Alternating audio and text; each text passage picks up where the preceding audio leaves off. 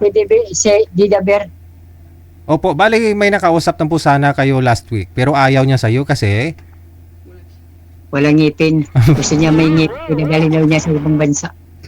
si madam yung yung US citizen. Opo. Okay. Oo, kasi nga ho, ginahanap po nun, marunong mag-drive ng ng Vios. Yun lang. Hindi ko marunong. Yun lang.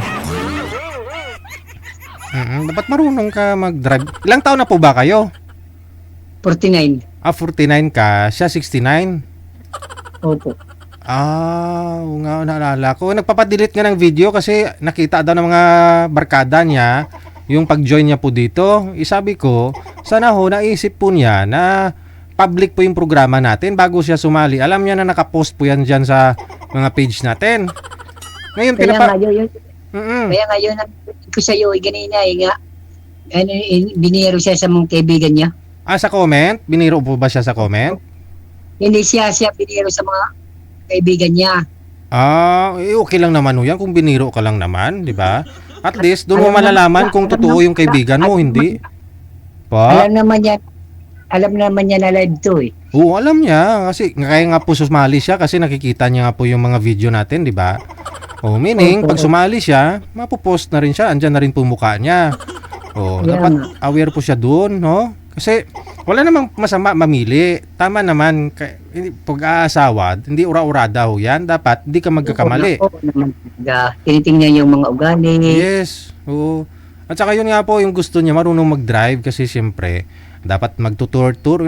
Pupunta lang ho siya sa US, bakasyon, siyempre ganun. Galing po siya sa may Bulacan, ha? Pulilan po yata siya, taga Pulilan. Siguro nagmamaniobra, nagbabiyahe lang po yun, sir, papunta ng airport, tapos kailangan niya yung may drive, no?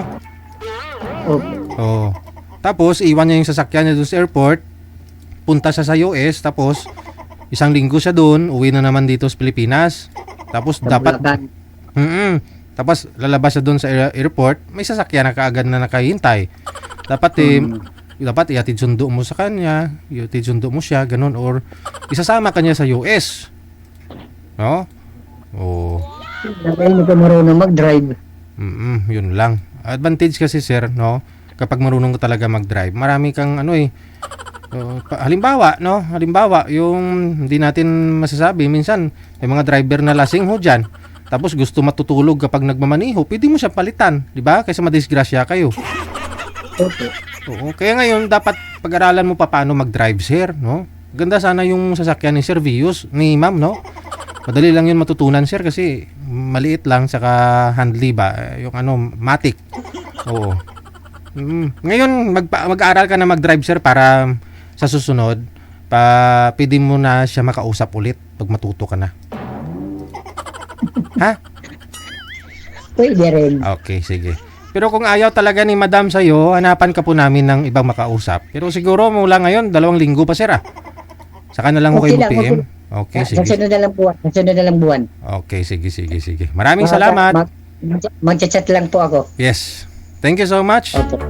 Okay, thank you po.